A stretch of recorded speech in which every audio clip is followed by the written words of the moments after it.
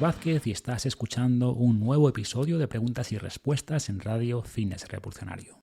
Empezamos hablando sobre las agujetas, ese dolor muscular que aparece en los días posteriores al entrenamiento. Veremos si son necesarias para progresar y cómo se pueden evitar. Hay una pregunta después sobre el inositol y si puede ayudar a mejorar la fertilidad en mujeres, y hablaremos sobre todo del caso de síndrome de ovario poliquístico. Nos preguntan después sobre riesgos de deficiencias de nutrientes en las dietas veganas y cómo mitigarlos. Hay una consulta a continuación sobre cómo planificar sesiones de CrossFit y gimnasio convencional para maximizar la ganancia muscular. Y por último vemos si hacer mucho ejercicio perjudica el funcionamiento del sistema inmunitario y si esto eleva, por ejemplo, el riesgo de infecciones. Antes de pasar a las preguntas, un recordatorio de nuestros patrocinadores Paleobull y WeBotanics. Paleobull fabrica barritas de energía en base a comida real. Tienen también una línea de suplementos deportivos con proteínas de alta calidad como Panacea. Y acaban de sacar 2 suplementos nuevos. Uno es un polvo de arándano rojo que yo añado, por ejemplo, al yogur y a los batidos. Y un nuevo suplemento con varios compuestos que tienen efecto antienvejecimiento, llamado Siglo, y que tiene espermidina, extracto de té verde, de curcumina, quercetina y más. Y WeBotanics, por su parte, tiene una amplia gama de productos en base a cannabis y CBD, desde aceites de CBD de alta calidad a complementos alimenticios para mejorar el descanso y reducir el estrés, un cremigel recuperador, y recientemente han sacado su línea Canagim de salud femenina con una crema íntima y un lubricante. Podéis conocer más en sus páginas paleobull.com y webotanics.com, deletreo webotanix.com, y con el código FR10 mayúscula y con número FR10 tendréis un 10% de descuento en todas vuestras compras. Y por último, os recuerdo que el 30 de septiembre haremos el evento presencial de Perform Institute en Madrid, patrocinado por la app Harbiz, Harbiz, para que los profesionales de la nutrición o el deporte lleven la gestión de sus clientes, y también por Full Gas, una marca líder de suplementación deportiva. Así que si queréis pasar el día con nosotros, tenéis toda la información en performinstitute.com. Y sin más, pasamos a vuestras preguntas. Hola Marco, mi nombre es Bea y ante todo muchas gracias por tu labor de divulgación e investigación, tus planes de nutrición y entrenamiento, sobre todo el libro de Invicto. La verdad es que me ayudan muchísimo. Igual parece una pregunta algo simple, pero siempre me han fascinado las agujetas y creo que son más complicadas de entender de lo que parecen. Me gustaría preguntarte tu opinión sobre ellas. ¿Qué son? ¿Qué papel juegan en la hipertrofia muscular? ¿Es normal tener algo de agujetas en el proceso de carga progresiva? Y sobre todo, si hay un nivel mayor o menor de dolor que se considere normal o cercano a la lesión. Hay veces que tienes una pequeña molestia y otras que no te puedes ni mover. ¿Y cuánto es normal que deben durar? ¿Hasta 48, 72 horas o más de eso significa que hay alguna lesión? Pues no, muchas gracias. Gracias por la pregunta, es bastante común y vamos a empezar con las definiciones, sobre todo para las personas que escuchen desde Latinoamérica, porque seguramente no les sea familiar el término, ¿no? Por ejemplo, en México llaman agujetas a los cordones de los zapatos y en otros países tampoco se usa este nombre. De hecho, el término científico de las agujetas es dolor muscular de aparición tardía, o DOMS en inglés, DOMS, de Delayed Onset Muscle Soreness, y se refiere al dolor muscular después de una actividad física de cierta intensidad, especialmente si incluye movimientos a los que no estamos acostumbrados. Suelen aparecer a las 16-24 horas después de entrenar, pero alcanzan su mayor intensidad tras unas 48 horas, quizás un poco más, pero pueden alargarse hasta una semana en casos severos. Y como dices, son más complicadas de lo que pensamos y de hecho todavía hay debates sobre las causas, pero lo que sabemos seguro es que no es por lo que se pensaba hace tiempo, ¿no? Porque durante décadas se creía que las agujetas se producían por la cristalización del lactato en los músculos y hoy sabemos que esto no es cierto y aunque existen todavía incógnitas sobre sus causas, el disparador principal siempre va a ser el daño muscular. Parece que microtraumas en las fibras musculares inician procesos inflamatorios y producen acumulación de distintos metabolitos que contribuyen al dolor y por otro lado las agujetas parecen tener también un componente neuronal. Y por eso hablamos de esta mayor complejidad en el sentido de que no es algo meramente fisiológico, ¿no? Hay que pensar que el ejercicio no entrena solo los músculos, sino también el sistema nervioso y al sensibilizar los receptores nerviosos pues puede generarse esa señal de dolor. De hecho, las agujetas se pueden contagiar, entre comillas, a músculos no ejercitados pero conectados a los mismos segmentos de la médula espinal. Y también sabemos que la fase excéntrica del ejercicio parece ser la principal responsable de las agujetas. Y por fase excéntrica nos referimos a la que hace que los músculos se alarguen, ¿no? se estiren, por así decirlo. Por ejemplo, en una sentadilla o en un peso muerto, la fase excéntrica es cuando bajamos la barra. Y por tanto, las agujetas van a ser mayores cuando se cumplen estos dos criterios. Primero, que son ejercicios a los que no estamos acostumbrados o que hace varias semanas que no realizamos. Y segundo, que tienen una parte excéntrica importante.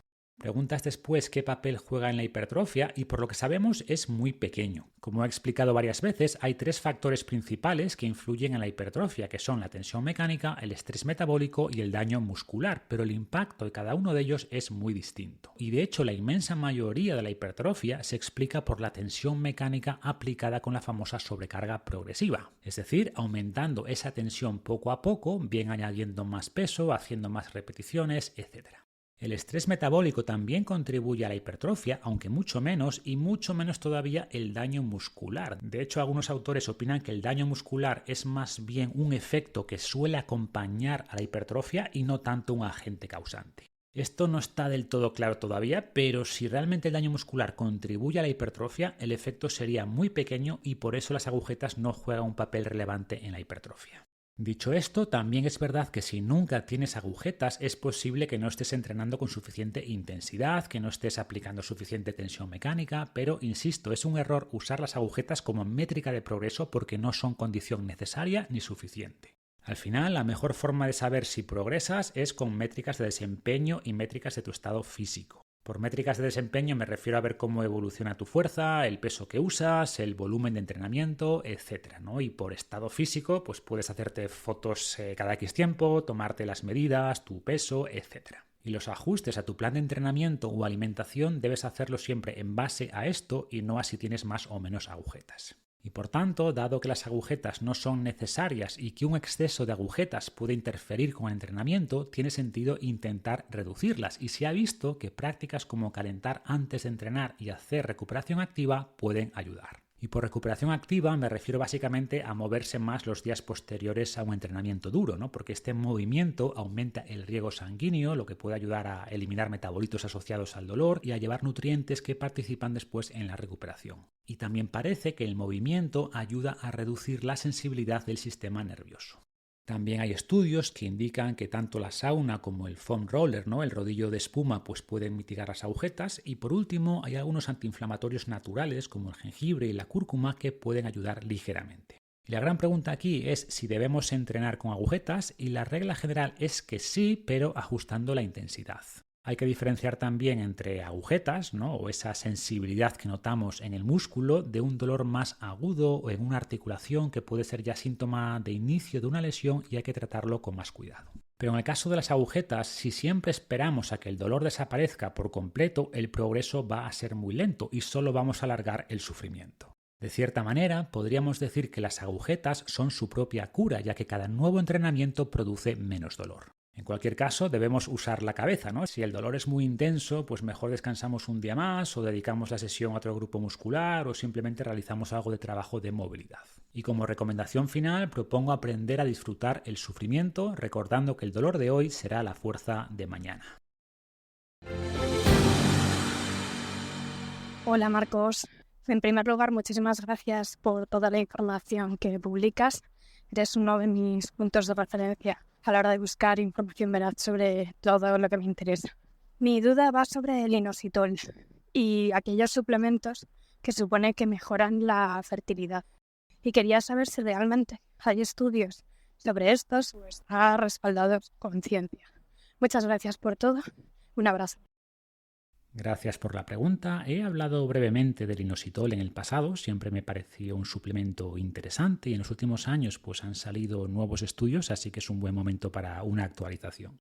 En primer lugar, recordemos que por inositol nos referimos a un conjunto de moléculas estructuralmente similares a la glucosa que participan en la señalización celular. Destaca sobre todo el mioinositol, que es además el tipo más común en los alimentos y en nuestro cuerpo, pero en muchos suplementos se usa también el D-chiroinositol. Y como decía, son moléculas señalizadoras con distintos efectos que participan, por ejemplo, en la producción de neurotransmisores como la serotonina, y por eso uno de los usos tradicionales de este suplemento ha sido reducir la ansiedad, la depresión y los ataques de pánico. El efecto es pequeño, es verdad, pero sí que parece que puede ayudar. Sin embargo, el uso más típico, y ya ligado a tu pregunta, es la mejora en la resistencia a la insulina y especialmente en el caso de mujeres con síndrome de ovario poliquístico. Este es el problema hormonal más prevalente en mujeres en edad fértil, que se asocia a niveles de andrógenos elevados y resistencia a la insulina, y uno de los síntomas que causa es problemas en la menstruación y por tanto infertilidad. Y como siempre, la mejora de los hábitos de estilo de vida es la clave, ¿no? Pues dieta, ejercicio, etc. Pero sí se ha visto que dosis de entre 2 y 4 gramos al día de mioinositol mejora la función ovárica y la fertilidad en mujeres con este trastorno.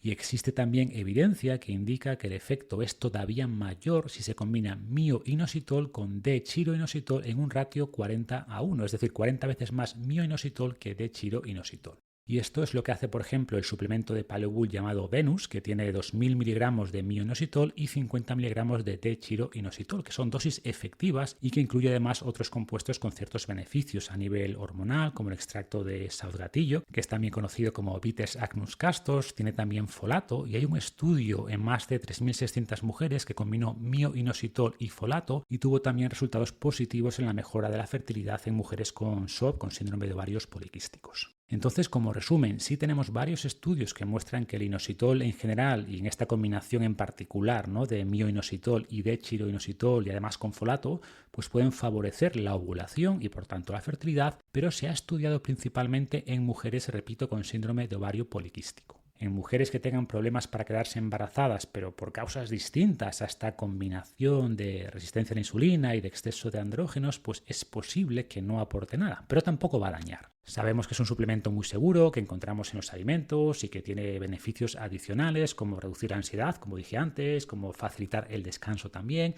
y por eso podría ser interesante incluso en casos más allá del síndrome de ovario poliquístico, pero si hablamos de evidencia científica es aquí donde ha demostrado ser realmente útil.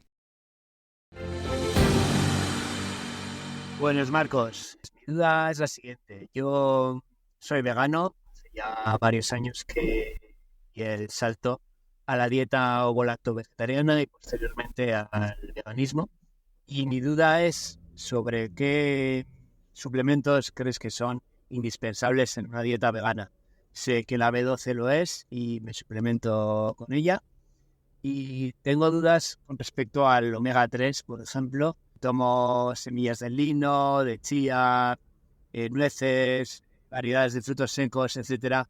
Pero sé que alguna vez has comentado que el omega 3 vegetal como que no es completo, que se pierde parte del beneficio del omega 3. Entonces quería saber qué alternativas tengo de calidad para suplementar el omega 3 y si tú ves conveniente suplementar cualquier otra vitamina o, si ves a grandes rasgos, cualquier otra posible carencia. Muchas gracias y un saludo. Gracias por la pregunta. Sobre este tema siempre digo que una dieta vegana bien planificada y suplementada al menos con vitamina B12 puede ser perfectamente saludable, pero es verdad que es más difícil planificar una dieta vegana que una dieta omnívora. Destaco la vitamina B12 porque es el riesgo principal de las dietas veganas y teóricamente no hay ningún otro suplemento entre comillas obligatorio, pero hay algunos que pueden ser interesantes.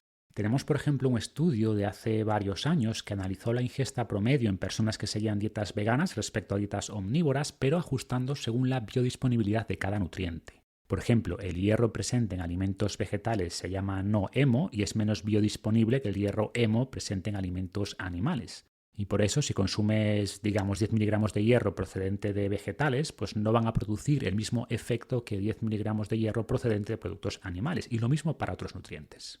Y, por ejemplo, este estudio encontró déficit de hierro en un 11-12% de personas veganas, que no es mucho, pero encontró niveles inadecuados de zinc en más de un 50%, casi la mitad de mujeres veganas consumían menos selenio del recomendado y un 90% no llegaban a la ingesta recomendada de yodo. Insisto, esto es más por desconocimiento y por mala planificación que por imposibilidad, y en todos los casos, salvo la vitamina B12, pues se puede llegar a un nivel suficiente de estos nutrientes con dietas veganas, pero hay que tener en cuenta varias cosas.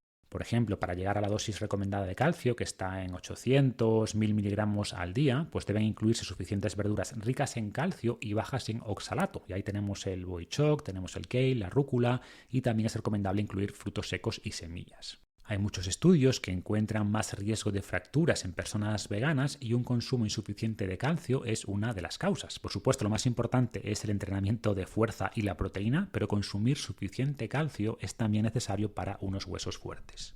Respecto a la proteína, que a mucha gente le preocupa, en realidad no tiene que ser un problema en dietas veganas. Hay buenas fuentes de proteína vegetal, pero dado que su biodisponibilidad es menor, sí es recomendable elevar un poco más la ingesta respecto a las recomendaciones para personas omnívoras. Tradicionalmente se pensaba que la proteína vegetal era inferior de cara al mantenimiento de la masa muscular, pero esto solo es cierto en el caso de consumir poca proteína, digamos por debajo de 1 o 1,2 gramos por kilo al día.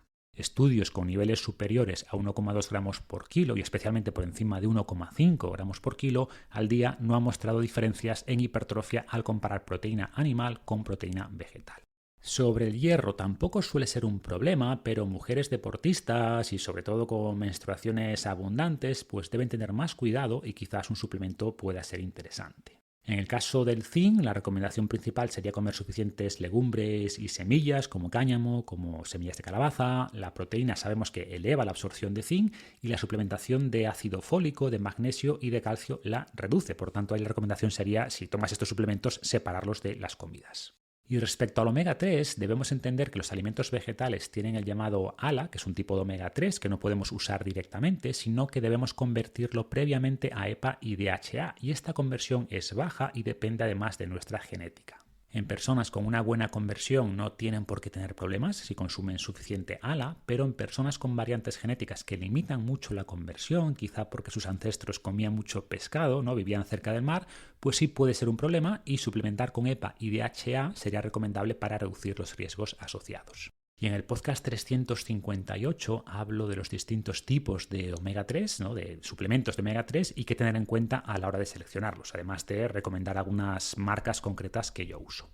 Entonces, como resumen, más allá de la vitamina B12 no hay ningún suplemento que sea realmente necesario, pero es verdad que si no sabes planificar bien una dieta vegana, pues el riesgo de deficiencias de nutrientes es mayor que con una dieta omnívora. Y por eso recomiendo que quien quiera hacerse vegano por algún motivo, pues que lo haga de la mano de un buen profesional que pueda guiarle, sobre todo al principio, para así minimizar el riesgo de tener problemas. Y lo malo, entre comillas, es que algunos de estos problemas tardan décadas en materializarse, ¿no? Por ejemplo, si no consumes suficiente calcio, pues no lo vas a notar durante 10, 20 o 30 años, pero ese déficit constante se puede materializar como una fractura prematura a los 55 o 60 años, por poner un ejemplo.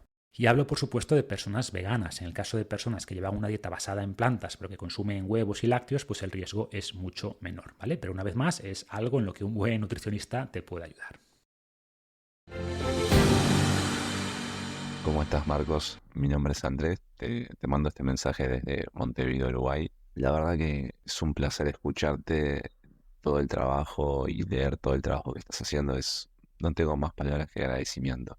En este caso, y no quiero explayarme mucho, mi consulta es la siguiente. Yo tengo 37 años, peso 85 kilos, mido 1,88, tengo un físico en el cual estoy contento, estoy bien, pero quiero exigirme un poquito más. ¿Qué hago actualmente? Practico CrossFit 2 veces por semana y hago fútbol también 2 veces por semana. Acá mi duda es, quiero exigirme un poquito más, quiero ir un poquito más allá, a crecer un poco en masa muscular. Y se me ocurrió mezclar un gimnasio tradicional con CrossFit, es decir, 2 veces por semana CrossFit y 2 veces por semana un gimnasio tradicional, apuntando y siendo específico en esas áreas que quiero mejorar, como bíceps, pecho, quizás piernas. El tema es que obviamente voy a delegar un poco el fútbol, no me importa, pero quiero saber tu opinión al respecto porque he consultado con distintos expertos y me dicen no, que vas a verte afectado, que no vas a poder recuperarte, que es muy complejo, que puedes dañar los músculos. Tengo mis dudas. Quería saber tu opinión al respecto de esta mezcla. Y nada, más que agradecerte y te mando un abrazo. La verdad es un excelente el trabajo el tuyo. Hasta luego. Gracias por tus palabras, Andrés. Y sobre tu pregunta, me parece muy razonable. Eres todavía joven y entrenar 2 veces a la semana CrossFit, 2 veces gimnasio convencional y quizás un día fútbol en vez de 2 es muy razonable. Tienes todavía 2 días de descanso y si notas que recuperas bien es un esquema perfectamente válido. De cara a estructurarlo puedes hacerlo de muchas maneras, pero mi consejo sería hacer más fresco las sesiones de hipertrofia pura para que sean más efectivas y podrías por tanto hacer gimnasio el lunes, CrossFit el martes, descansas el miércoles, haces gimnasio el jueves, CrossFit el viernes, fútbol el sábado y descansas el domingo, ¿no? Sobre qué hacer en esas 2 sesiones de gimnasio o de hipertrofia, pues te propondría hacer 2 días full body, pero un día con más énfasis en torso y otro día con más énfasis en cuerpo inferior. Y si te encuentras bien, podrías incluso añadir un tercer día de gimnasio, pero una sesión más corta, quizá de 30 o 40 minutos, con foco en ejercicios analíticos, más de aislamiento para alguna zona que notes más atrasada o que quieras trabajar más. O podrías también incluir esto después de una sesión de CrossFit, ¿no? En función de cómo de dura haya sido. Y como decía, este volumen de entrenamiento es súper razonable siempre que cuides también la recuperación, ¿no? Y esto implica comer suficiente y dormir suficiente. Y sobre la comida, recuerda que si tu objetivo es maximizar la ganancia muscular, pues debes crear un ligero superávit, tampoco muy grande, es suficiente con un 10-15% por encima de tus calorías de mantenimiento, también asegúrate de ingerir suficiente proteína y también suficiente carbohidrato. Y para quien quiera aprender más sobre cómo estructurar tanto el entrenamiento como la alimentación para ganar fuerza y masa muscular, os recomiendo el programa Barra Libre para hombres y Guerrera Espartana para mujeres, que podéis ver en fitnessrevolucionario.com/programas. Hola Marcos, muchísimas gracias por tu programa y por todo el contenido que aportas. He aprendido muchísimo y ya somos varios amigos los que te seguimos desde hace mucho. La pregunta está relacionada con el sistema inmunitario y el nivel de defensas que tienen las personas que están muy en forma físicamente, porque he oído en algunos programas y algunos divulgadores decir que a medida que vas ganando fitness y vas estando cada vez más en forma, digamos como que tu sistema nervioso o tus defensas bajan por algunas razones que estos no mencionan, y esto hace que seas más vulnerable y que tengas más predisposición a contraer enfermedades como gripes, catarros y cosas así. Te lo preguntaba también porque no sé si es casualidad o es típica cosa que ahora al oírla ya voy conectando y realmente no tiene nada que ver, pero sí me ha dado la sensación de que desde que he empezado a hacer CrossFit a un nivel más alto, de 3-4 días por semana, he contraído periódicamente más enfermedades leves de este estilo. Muchísimas gracias, un abrazo. Gracias por la pregunta y la he seleccionado porque creo que encaja bien con la anterior y hay bastante confusión sobre esto, ¿no? Sobre el riesgo de hacer mucha actividad física en general y sobre el efecto que puede tener en el sistema inmunitario en particular. Y la idea de que el ejercicio intenso suprime el sistema inmunitario viene de distintos tipos de estudios. Algunos muestran, por ejemplo, que después de grandes esfuerzos, como correr una maratón, se reducen los niveles de inmunoglobulina A en la saliva y también los linfocitos T en la sangre. Y por otra parte, tenemos estudios que indican que los atletas reportan más infecciones alrededor de las competiciones, que son los momentos de más esfuerzo. Y sumando todo, pues se llegó a pensar que hay una relación en forma de J, digamos, entre la actividad física y el riesgo de infección, ¿no? En el sentido de que la actividad física moderada protege contra las infecciones, pero la actividad física extenuante las aumenta. Y es una hipótesis plausible, desde luego, pero nuevas investigaciones cuestionan esta idea. Para empezar, muchas cosas cambian en la vida de los atletas durante las competiciones, ¿no? Sufren más estrés, viajan más, pasan más tiempo en aviones, se juntan con más personas, duermen peor, y estos factores podrían explicar por sí solos el mayor riesgo de infección. Y por otro lado, la actividad física intensa parece cambiar la localización de las células inmunitarias, haciéndolas migrar desde la sangre y la saliva hacia las barreras principales, como la mucosa respiratoria o el intestino. Y esto podría explicar perfectamente esa reducción de las células del sistema inmunitario en la sangre o en la saliva, sin implicar que haya en realidad una menor protección. Personalmente creo que el problema no es tanto el exceso de ejercicio como el déficit de recuperación. Es decir, si haces mucho ejercicio pero descansas bien y comes suficiente, tu sistema inmunitario va a estar bien. Pero si gastas mucha energía con el ejercicio y comes poco, o aumentas mucho el ejercicio y sigues comiendo lo mismo, pues el cuerpo tiene que ahorrar, y ahorra de cosas que considera prescindibles a corto plazo, como el sistema inmunitario. He hablado varias veces del llamado síndrome de deficiencia energética relativa en el deporte, que ocurre cuando las calorías restantes después del ejercicio no son suficientes para llevar a cabo nuestras funciones fisiológicas básicas. Y dentro de estas funciones básicas, pues estaría la menstruación en mujeres o el mantenimiento del sistema inmunitario en todo el mundo. Y por eso un volumen de entrenamiento alto puede hacer que las mujeres pierdan la regla o puede elevar el riesgo de infecciones. Pero es importante entender que esto no ocurre por estar muy en forma o por el ejercicio en sí, sino porque hay un desequilibrio entre el gasto energético y la ingesta energética. O dicho de otra manera, el volumen de entrenamiento que podemos tolerar está muy condicionado por nuestra ingesta calórica y por el descanso, que es también clave para el sistema inmunitario. Si comemos poco o dormimos mal e intentamos hacer mucho ejercicio, es muy probable que el sistema inmunitario sufra, pero la culpa, insisto, no es tanto de un exceso de entrenamiento como de un déficit de recuperación. Y esto sería todo por hoy, pero antes de despedirme os dejo con la última reflexión que compartí en mi newsletter y si os gusta os recomiendo apuntaros gratis en fitnessrevolucionario.com/lista, ya que por ahí comparto novedades, reflexiones y recomendaciones que no publico en ninguna otra parte. Por ejemplo, en la última newsletter hablé del llamado efecto foco o spotlight en inglés y empieza con esta cita.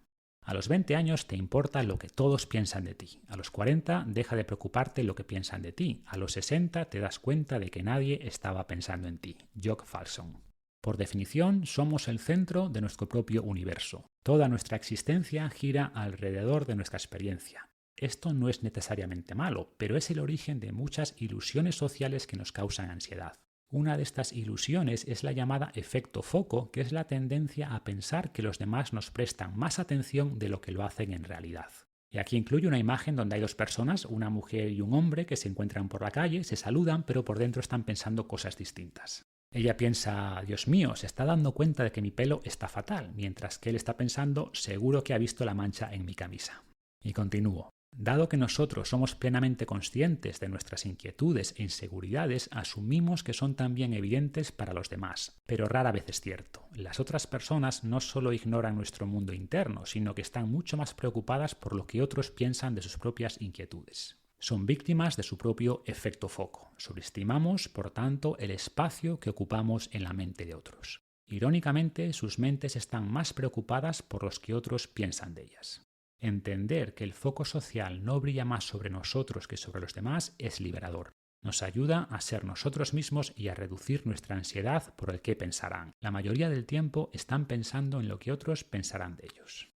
Espero que te haya gustado. Recuerda apuntarte a la newsletter en fitnessrevolucionario.com/lista y si puedes te pido también dejarnos un comentario en Spotify, en Apple Podcasts, en iVoox o la plataforma que uses para escucharnos, que siempre ayuda. Muchas gracias y hasta la próxima.